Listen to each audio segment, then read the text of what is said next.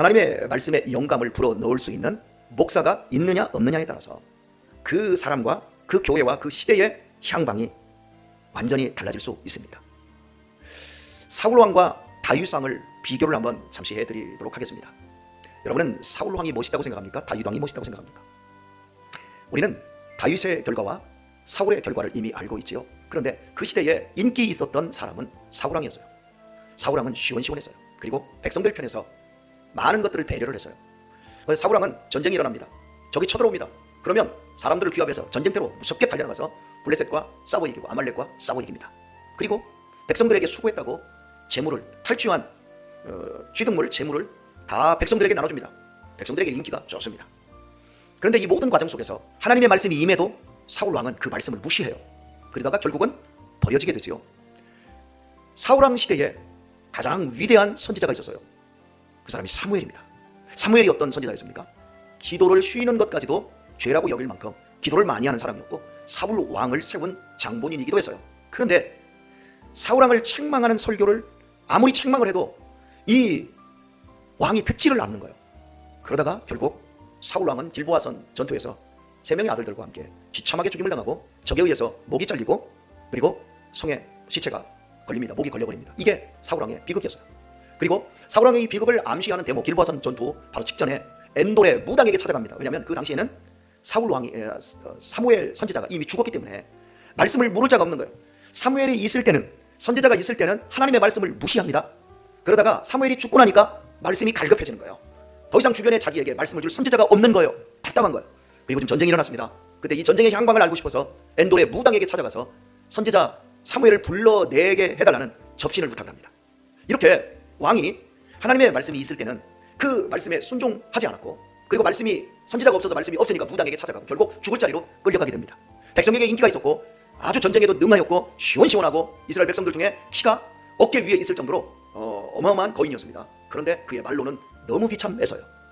선지자가 없었고 선지자가 있었어도 말씀을 듣지 않은 결과였습니다. 그런데 이제 우리 한번 다윗을 한번 생각해 볼까요? 다윗은 우리가 생각하기에 굉장히 성군입니다.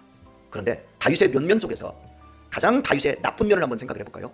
백성들에게 인기가 없었어요. 그가 아기스로 도망을 쳤을 때 그 아기스에서 이제 나중에 같이 갔던 그 사람들이 아말렉에게 잡혀가는 그 과정에서 그 부하들이 다윗을 죽이려고 합니다. 그런 장면들을 보면 다윗이 아직까지 백성들에게 지지를 못 받고 있었고요. 그리고 요압과 아비새, 아사엘 그 3형제가 무서워서 다윗이 쩔쩔매는 장면을 보게 되었습니다. 그리고 다윗은 백성들 편에서 보기에 깝깝한 사람이었어요. 왜냐하면 전쟁이 일어나기만 하면 적이 쳐들어오면 당연히 나가서 막아야 되잖아요. 그런데 그때마다 하나님 앞에 엎드려서 말씀을 구해요. 하나님, 가야 됩니까? 안 가야 됩니까? 여러분 생각해 봅시다. 당연히 적이 쳐들어왔으면 나가서 막아야 될 싸움이잖아요. 그런데 그걸 물어요. 다윗은 집요할 정도로 하나님의 말씀을 사모하고 그 말씀대로만 움직입니다. 이것을 지켜보는 옆에서 지켜보는 참모 요압 같은 인간은 이게 엄청 깝깝한 거예요. 이런 것처럼 하나님의 말씀만을 쫓아가는 다윗은 백성들에게 인기가 없었어요. 그런데요, 다윗의 이러한 깝깝한 백성들에게 인기 없는 이 단점은 하나님 앞에 엄청난 장점이자 강점이었어요. 그게 언제 나타나냐면 다윗도 심각하게 죄인이었어요. 우리가 잘 아는 바세바의 남편 우리아를 죽이지 않습니까? 자기를 위해서 전쟁터에 나가서 목숨 걸고 싸우고 있는 충성된 부하의 아내를 자기 아내가 자기 여자가 그렇게 많은데도 불구하고 하나님의 십계명 내 이웃의 것을 탐하지 말라라고 하는, 간음하지 말라라고 하는, 살인하지 말라라고 하는 말씀을 정면으로 어긴 사람이 다윗이었어요. 비정한 인간이었어요. 그렇게 해놓고도 거짓말까지 합니다.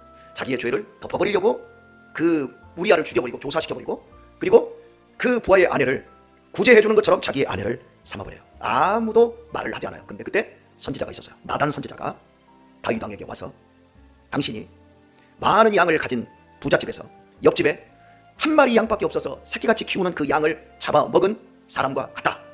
그러면서 당신은 죽어야 된다. 그러면서 다윗의 숨겨진 죄를 폭로합니다. 그때 다윗의 태도가 일반적인 왕이었다면 내가 왕인데 니까지 하면서 나단 선지자를 죽일 수도 있었어요. 하지만 다윗은 그때 자기를 책망하고 자기에게 죽음을 선포하는 선지자 앞에 무릎을 꿇어요. 그리고 살려달라고.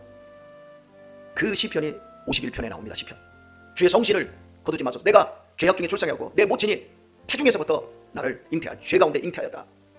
그러면서 하나님 살려달라고 우슬초로 내 죄를 맑게 씻기시고 이러면서 주의 구원의 기쁨을 회복시켜달라고 선지자의 칼 같은 말씀 앞에 엎드립니다. 그리고 사는 거예요. 그리고 그 다윗의 시대를 하나님이 환하게 밝히신 거예요. 그러니까 선지자가 헤드라이트 역할을 할 때 그 헤드라이트의 불빛 아래서 순종하고 청종하고 엎드릴 줄 아는 다윗 왕은 롱런하는 시대를 열었고, 그 시대에 가장 선지자 중에 뛰어난 사무엘 선지자가 있어도 그 말씀을 정면으로 무시하고 백성들에게 인기를 쫓아갔던 사울 왕은 길보아 산에서 비참하게 그 시대를 종말을 내리고 말았습니다. 이렇습니다, 여러분. 하나님의 말씀이 있느냐, 선지자가 하나님의 영감을 가지고 말씀을 증거하느냐, 거기에 우리의 살고 죽는 것이 결정이 되더란 말입니다. 오늘 하루도 이 말씀 붙잡고 나에게는 빛이 있는가? 우리 교회 안에는 생명의 말씀이 활활 빛을 내고 있는가 생각하시고, 계속해서 교회가 빛이 내 발에 임하고 내 인생 걸음걸음에 환하게 비춰줄 수 있도록 하나님 역사해 주세요. 우리 교회가 어둠에 쌓이지 않게 해주세요. 내 인생이 빛이 꺼지지 않게 해주세요. 말씀의 빛을 따라 승리하게 해주세요. 이 하루도 이런 기도의 심정 가지고 말씀의 삶을 살아가는 우리 귀한 성도님들 다 되시기를 예수님의 이름으로 축원합니다.